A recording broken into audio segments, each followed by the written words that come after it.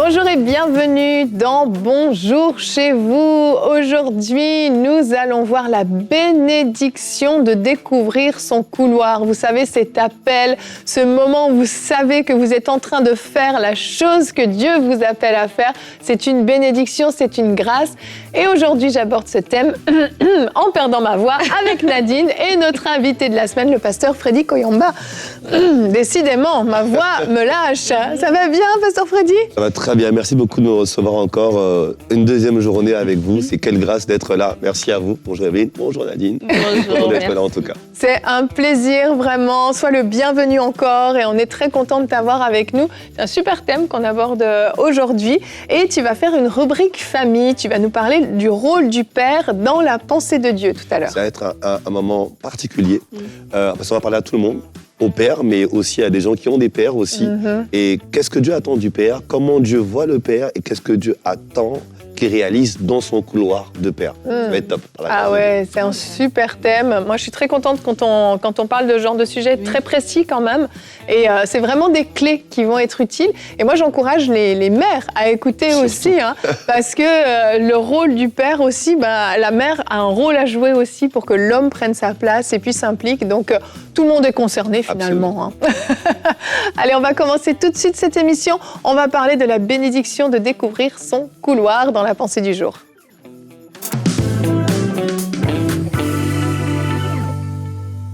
Pour beaucoup d'entre nous, on va à l'école, on apprend des choses. Nos parents ont des rêves pour nous et vont peut-être même nous suggérer une carrière à prendre, un couloir à emprunter. Et des fois, on va étudier, on va peut-être avoir certaines aptitudes et rentrer dans une certaine sphère d'études, une certaine sphère de travail.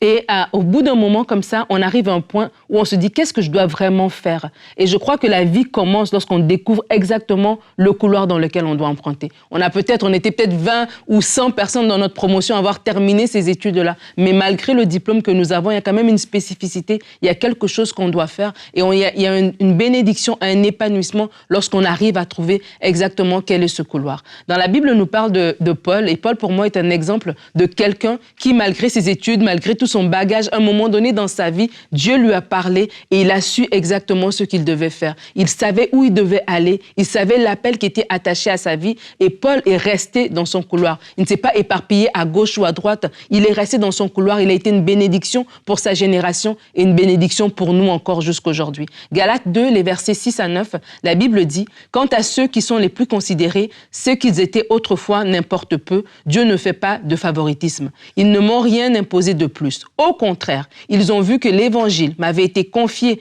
par les circoncis comme à Pierre pour les incirconcis comme à Pierre pour les circoncis, car celui qui a fait de Pierre l'apôtre des circoncis a aussi fait de moi l'apôtre des non-juifs.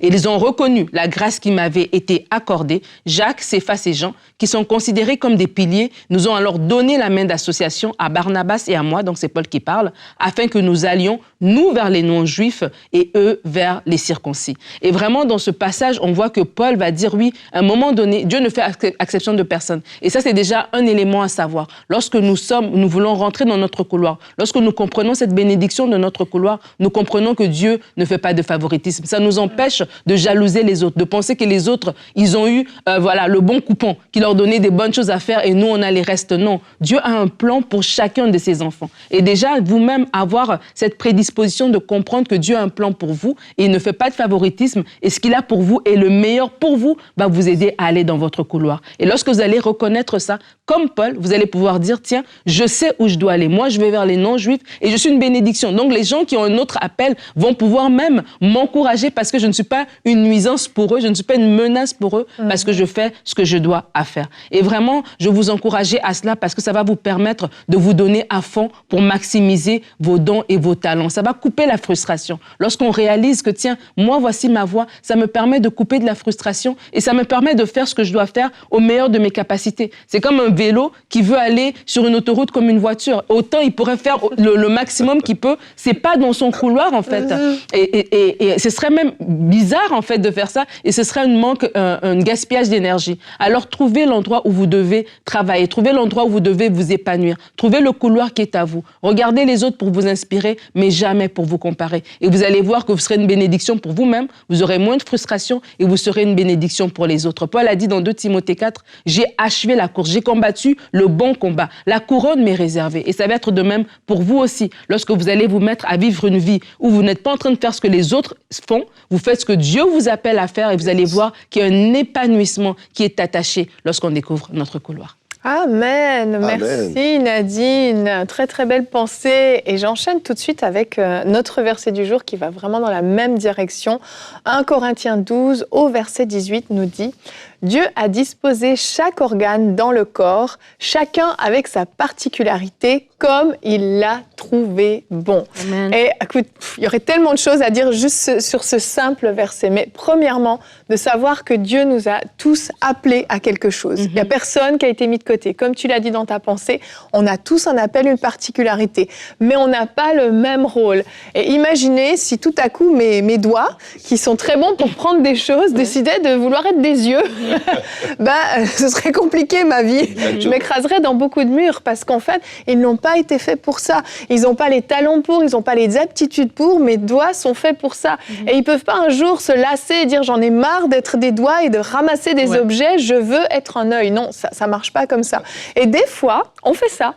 On fait ça, on est là, on sait exactement. Si on est honnête avec nous-mêmes, parfois, on sait exactement ce à quoi on est appelé, mais on résiste. Non, je veux pas faire ça, ou ça fait 5 ans que je fais ça, je suis fatiguée de faire ça, et on envie quelqu'un qui fait quelque chose de complètement différent, et on veut changer de couloir, on fait du forcing, alors que Dieu nous dit, non, là maintenant, c'est là que je te veux. Pour l'instant, dans cette saison, c'est là que je te veux. Reste tranquille. J'aime tellement cette pensée parce que c'est une demande que j'ai souvent, des gens qui me demandent mais à quoi je suis appelé. Et le réflexe, c'est de regarder qu'est-ce que fait quelqu'un qui a beaucoup de succès. Et je vais vouloir le copier. Et j'ai beaucoup aimé l'idée du vélo. Parce que c'est vrai, beaucoup sont comme des vélos qui n'avancent pas en réalité. Et ce que je retiens, c'est que chacun est placé selon le Seigneur. En fait, pour trouver sa voie, il faut regarder à soi. À qu'est-ce que Dieu a mis en moi, qu'est-ce que je sais faire, comment je sais le faire. Et on pourrait aussi, pour s'aider, demander autour de soi, qu'est-ce qu'on repère chez moi, qu'est-ce qu'on sait de moi, qu'est-ce qu'on apprécie chez moi, et qu'est-ce que je fais très bien, sur lesquels on me demande, refais-le encore et encore, parce qu'on constate que c'est quelque chose pour lequel je suis doué, en fait, je sais le faire. Et les mains sont faites pour saisir, les yeux pour voir. Donc, je pense qu'il faut que chacun puisse regarder à faire un peu le décompte de ou le bilan de ses talents, de ses capacités, pour pouvoir trouver un peu ce couloir. Mais c'est certain, on a un couloir, c'est ça qui est la bonne nouvelle. Nous avons un couloir qui nous est destiné, et il n'y a pas besoin de se comparer à qui que ce soit, mais trouver qu'est-ce que Dieu a mis en moi et avancer par sa grâce. En fait. Et ce qui est génial avec un couloir, c'est qu'il est long. Un couloir, et c'est pas obligé de s'arrêter. Là, c'est pas un petit corridor de 1 mètre sur 2 mètres, un petit vestibule. C'est vraiment un couloir. Un couloir, c'est long. Et moi, je pense souvent à Peter van der Berg, qui était un des bras droits de Reinhard Bonnke, vraiment. Ça a été quelqu'un d'extraordinaire dans le ministère de ses fans. Et en fait, lui, il était dans un groupe de musique, il tournait, il avait été dans un concessionnaire d'automobile, il a été vraiment dans la mécanique, dans l'automobile. Ensuite, il était dans un groupe de louanges et il avait énormément de succès. Quand le Seigneur, à un moment donné, l'a arrêté et lui a dit clairement, tu dois rejoindre le ministère de ses fans. C'était le début, c'était pas ses fans qu'on connaît, c'était le Reinhard Bonnke du début qui était en Afrique encore avec faire des petites campagnes. Et Peter van der Berg est arrivé dans le ministère de ses fans avec tous ses talents qui semblaient même pas forcément pertinents pour ses fans, mais ça a été une bénédiction et aujourd'hui encore, il sert aux côtés de Daniel Kolanda maintenant, mais il est encore là, fidèle. Et en fait, tout ce passage qu'il avait fait, que ce soit dans l'automobile, a été utile pour réparer les camions qui allaient sur les routes d'Afrique, de campagne en campagne, au niveau de la louange, au niveau de la prédication. Il a géré les équipes, il a structuré ses fans. Ça a été une bénédiction extraordinaire. Mais il était dans son couloir et en fait, ça a enchaîné. Aujourd'hui, il fait partie des hauts dirigeants du ministère de ses fans.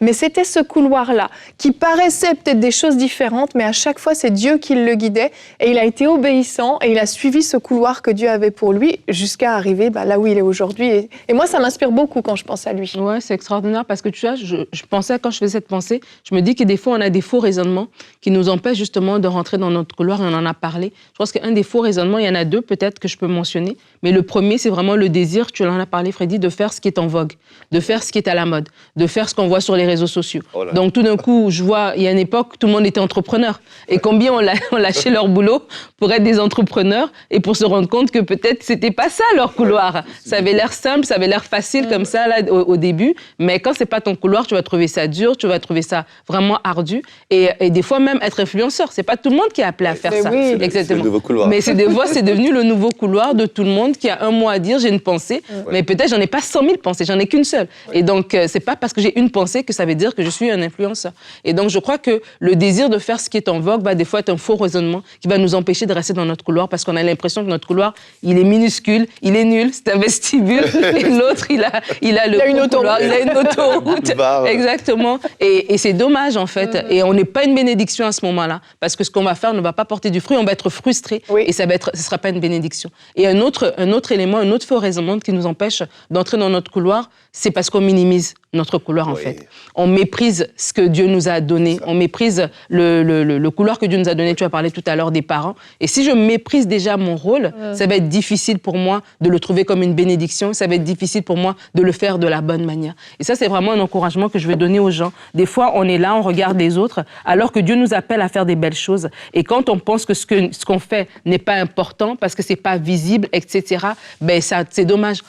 La semaine passée, on parlait ensemble d'un ministère qu'on avait reçu, des personnes qui sont âgées aujourd'hui, mais qui servent le Seigneur avec vraiment beaucoup de zèle, avec beaucoup de joie. On en parlait après, Evelyne, toi et moi, on se disait, waouh, ça, c'est des gens qui ont découvert leur couloir. Ils n'ont pas 100 millions d'abonnés, ils sont peut-être même pas connus, mais au ciel, ils sont connus en fait, parce qu'ils ont choisi de rester dans leur couloir, dans l'appel que Dieu leur a donné à faire, et ils ont excellé là-dedans, et parce que c'est leur couloir, c'est naturel à eux. Pour nous, on va trouver ça, c'est trop difficile, mais pour eux, c'est leur naturel, parce que c'est ça auquel Dieu leur a appelé. Et au ciel, le ciel est content. Vraiment, je veux encourager quelqu'un, reste dans ton couloir. Peut-être que tu n'es pas visible, peut-être que les gens autour de toi ne le valorisent pas, ne le reconnaissent pas, mais toi, valorise-le. Et sache que Dieu qui t'a appelé, Dieu qui t'a dit que tu es des mains et des yeux, peu importe, l'organe du corps que Dieu t'a donné, Dieu le connaît, Dieu le voit, Dieu le valorise. Et au ciel, ça compte ce que tu es en train de faire si Dieu le fait de la bonne manière. Il y a une bénédiction pour toi, mais pour les gens autour de toi, lorsque tu décides de rester dans ton couloir. Amen. C'est tellement vrai, et j'aime beaucoup ce que tu dis, Denis. Il y a une chose aussi, quand tu parles de l'importance. On va se dire, mais non, mais j'ai pas un grand ministère. Mais vous remarquez dans le corps humain, déjà, si on part sur le verset, le corps humain, il y a le petit doigt, le petit orteil. Oui. Essayez de vous cogner le petit orteil contre un mur. Vous allez voir qu'il va vous faire tellement mal qu'il peut vous paralyser. Pour vous dire que ça peut être un tout petit orteil, mais il a une importance capitale dans l'ensemble du corps. Donc votre taille ne détermine pas l'importance que vous avez en fait. Regardez à ce que vous devez faire, et c'est une importance vraiment importante. Et aussi le couloir, ce que j'aime dans l'histoire du couloir, c'est que c'est pas une course non plus. La course, elle est avec moi-même et contre personne d'autre. Alors faites votre course, soyez dans votre couloir. Et Dieu se glorifiera au travers de vos vies. En fait. Vraiment, vraiment. Et il y a une joie, en fait, qui découle de tout ça. Et vraiment, quand on parle de la bénédiction, de découvrir son couloir, une bénédiction pour nous, une bénédiction pour ceux qui vont être au bénéfice de ce qu'on va faire, de ce qu'on va porter comme fruit. Mais il y a une vraie joie de savoir, je suis en train de réjouir le cœur de Dieu. Ce que je fais compte pour le royaume de Dieu. Peu importe ce que c'est finalement, de savoir que Dieu est content et est satisfait de ce que je fais. Exactement. Franchement, moi, ça me suffit. Hein. Ça me suffit. Ne cherchons pas la gloire des hommes. Et on va continuer parce que je crois que vraiment, comme je le disais en début d'émission, c'est un thème très, très important. Et le rôle du père peut être tellement minimisé dans certaines familles, dans certaines cultures même. Et aujourd'hui, on va prendre le temps avec toi, Pasteur Freddy, de revoir justement le rôle du père dans la pensée de Dieu, dans la rubrique famille.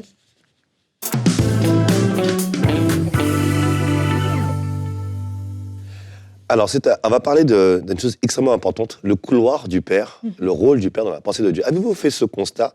Moi, ça m'a toujours interpellé, la fin de l'Ancien Testament, se termine sur une prophétie un peu étrange de Malachie 4. Allons dans Malachie 4, verset 5. Il est écrit, « Voici, je vous enverrai Élie le prophète avant que le jour de l'Éternel arrive, ce jour grand et redoutable, il ramènera le cœur des pères à leurs enfants et le cœur des enfants à leurs pères, de peur que je ne vienne frapper le pays d'interdit. Alors je me suis toujours dit, mais pourquoi finir sur une histoire de père qui doit revenir vers les enfants et l'inverse?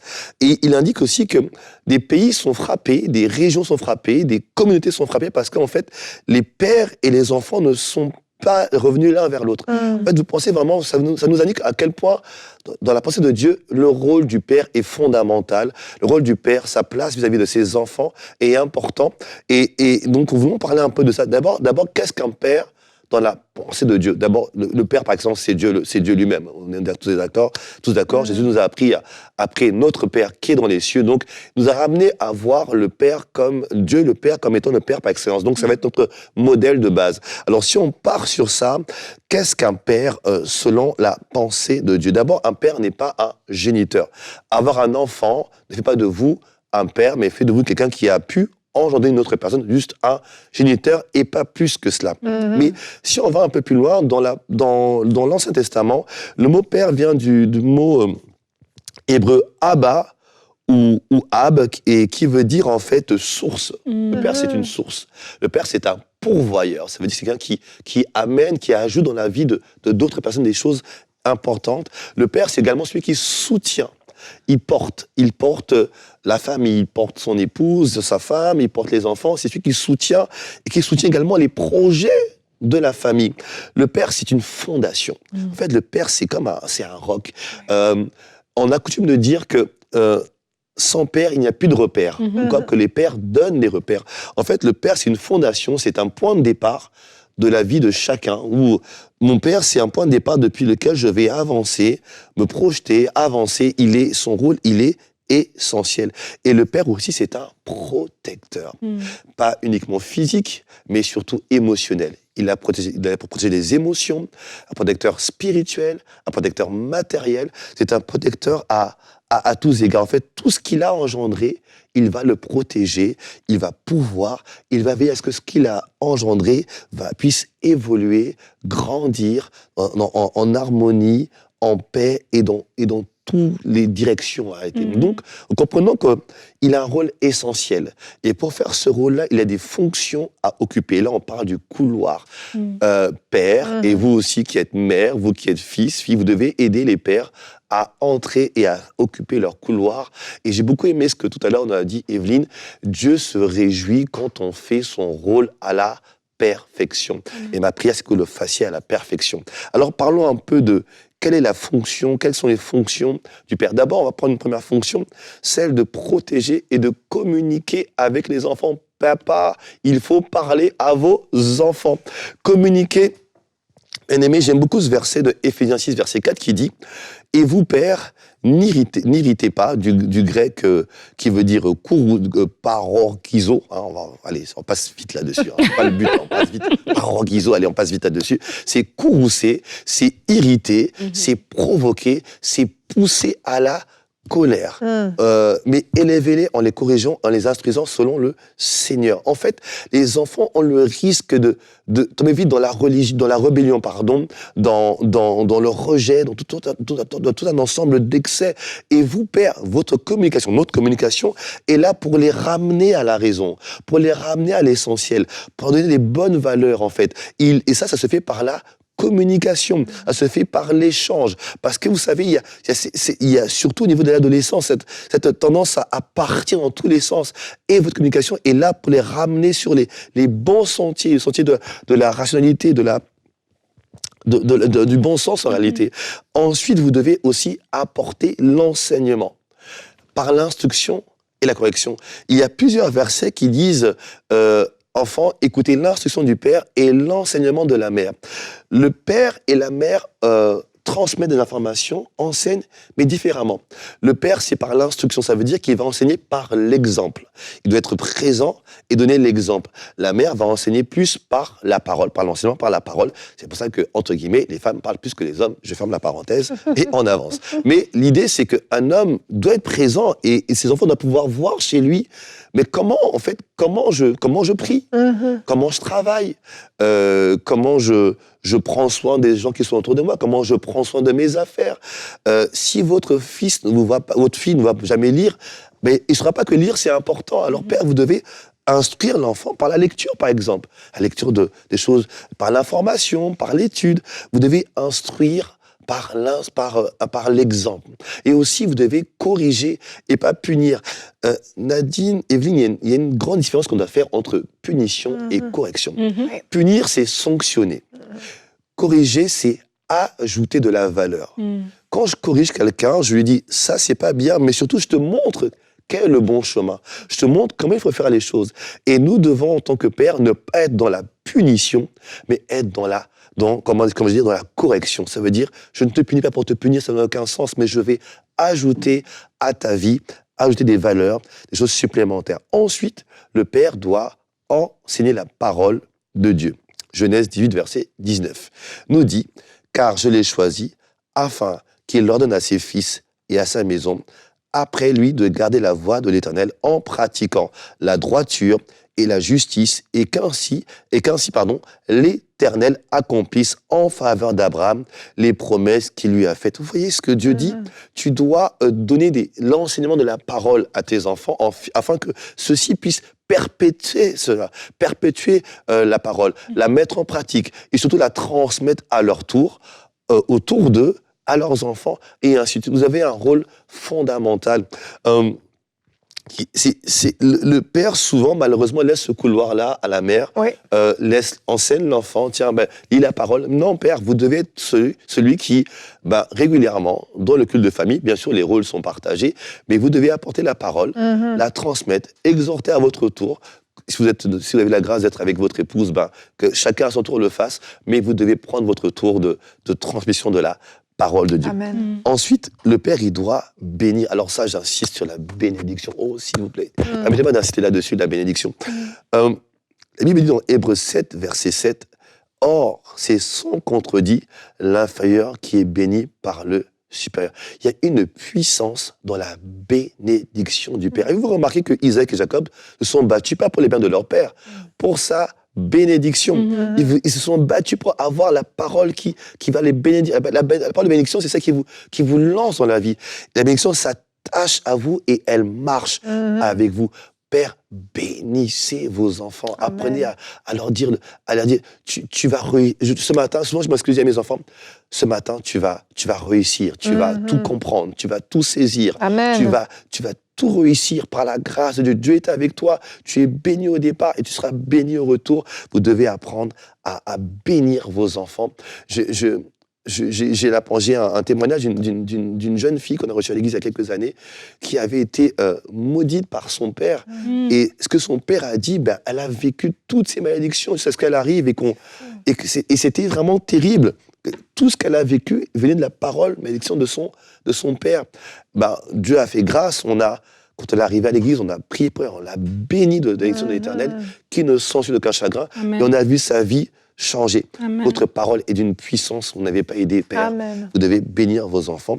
Je vais aller un peu plus vite parce que j'aimerais qu'on puisse juste avoir une petite prière avec vous à la fin.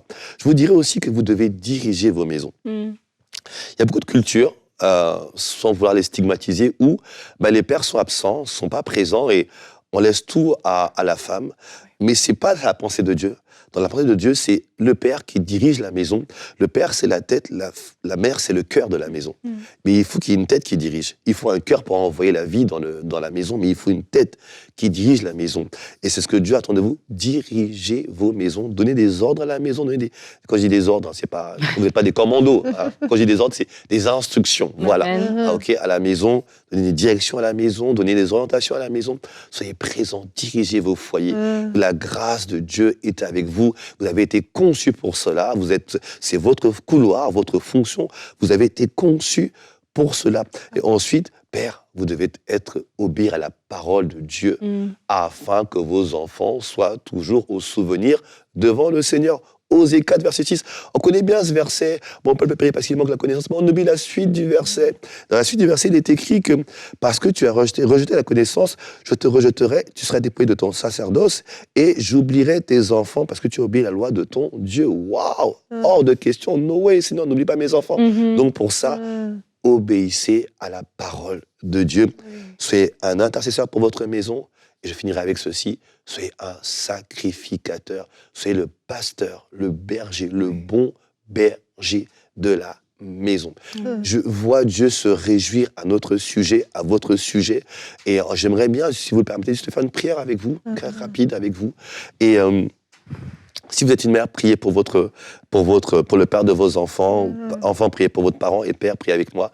Père, nous voulons juste te dire merci pour ce temps d'échange, de partage. Nous voulons te recommander tous les pères, tous ceux qui sont devenus pères, tous ceux qui aspirent à devenir pères, afin que nous puissions, ils puissent remplir ces rôles et ces fonctions, être dans ce couloir, accomplir ce que tu attends d'eux, te glorifier, te révéler toi le Père par excellence, et ainsi faire en sorte que tu puisses avoir des pères qui soient des modèles, des pères qui soient des fondations, des repères pour plusieurs, afin que ta parole se répande davantage. Merci au Dieu et que les territoires où ils sont établis soient bénis. Nous t'avons aussi prié au nom de Jésus le Christ. Amen. Amen. Amen. Merci beaucoup, Freddy, pour cette très très belle rubrique extrêmement importante et qualitative. Il y a eu beaucoup de choses qui ont été dites et comme toujours, je vous le rappelle, vous pouvez aller écouter en replay ce qui est diffusé sur la chaîne, sur notre chaîne YouTube. Vous pouvez aller sur emcitv.com pour réécouter, prendre des notes. Des fois, il faut prendre le temps de s'asseoir, il faut méditer sur ces choses-là.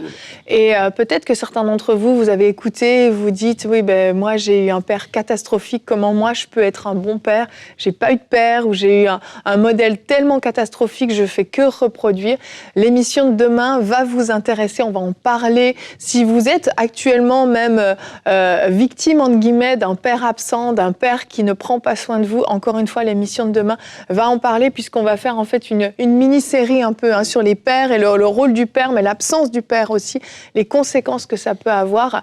Et on est conscient que c'est pas évident pour tout le monde. Et on est conscient, cher père, que vous avez vous-même vos propres lacunes, vous avez vous-même votre propre bagage. Et c'est vraiment une rubrique sans jugement, mais avec beaucoup de compassion, mais simplement vous dire, vous pouvez inverser la tendance, vous pouvez changer les choses. Vous avez peut-être eu un mauvais modèle, mais vous pouvez être un bon père. Aujourd'hui, par la grâce de Dieu, les choses peuvent complètement changer. Et ces conseils, avec bien sûr la prière, la grâce de Dieu, un renouvellement de l'intelligence, une mentalité transformée, peut vraiment faire la différence. Et pour terminer, une petite pensée pour les mères aussi. Nous, en tant que femmes, des fois, on laisse pas nos maris prendre leur place aussi.